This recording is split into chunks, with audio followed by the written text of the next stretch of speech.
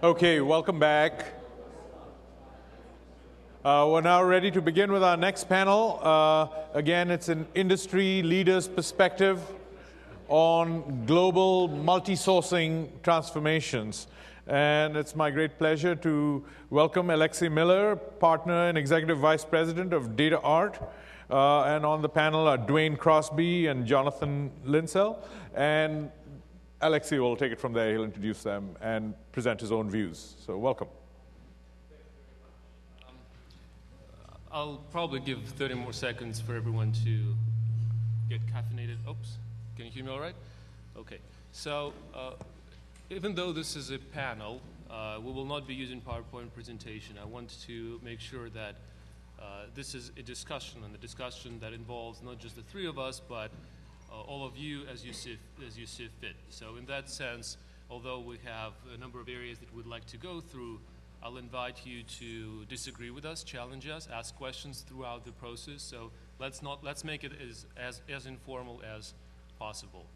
And so I'll invite my co-panelists to briefly introduce themselves, and I'll finish the round of introductions with my own, and we'll get started. Jonathan is the far end of the table. Why don't you start? Good morning, everyone. My name's Jonathan Linsell. I run a small consultancy firm advising people on technology strategy. For the 10 years prior to that, I was the CIO at a number of organizations, both on the buy side and the sell side of the financial services industry in Europe, Asia Pacific, and in the United States of America.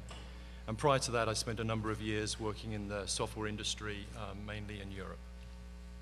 My name is Dwayne Crosby. I'm Vice President of Strategic Transformation at Ameriprise. I oversee a couple different functions at the company. I run re-engineering for the firm, looking at kind of large, broad-scale change within the company, whether it be cost improvements or executional improvements throughout the organization. I'm also the lead financial officer for our core services group, so I oversee all of our spending in technology, service, as well as our staff group functions as well. Thank you. My name is Alexei Miller. I'm a partner at DataArt, and I run DataArt's capital markets practice. DataArt is a niche software outsourcing firm servicing the need of few industry verticals, most prominently capital markets industry, both buy and sell side. And our claim to fame, if you will, is the global presence combined with industry-specific knowledge. And so with that, thanks very much, gentlemen, for the introductions. Let's discuss the overall theme of the panel today, and then we'll jump into specific questions. So what we wanted to do is discuss questions around vendor consolidation versus using multiple vendors, where, when, and how that is appropriate. How it changes over time. Why do we look at vendor consolidation as a solution to some of our problems? Why do we sometimes look at vendor diversification as a solution to our problems, and so on and so forth?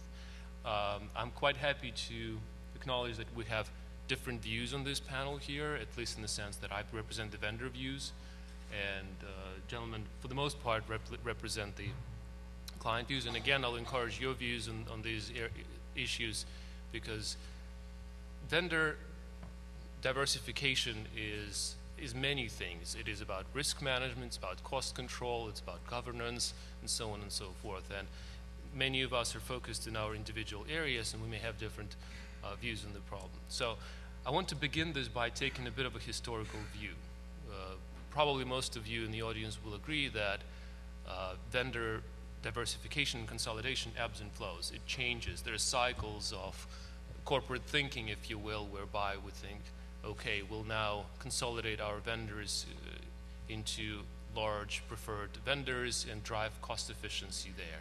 That was the big phase, I would say, perhaps in the early 2000s, where the concept of vendor management or professional vendor management was just being shaped up, and that was a big push then.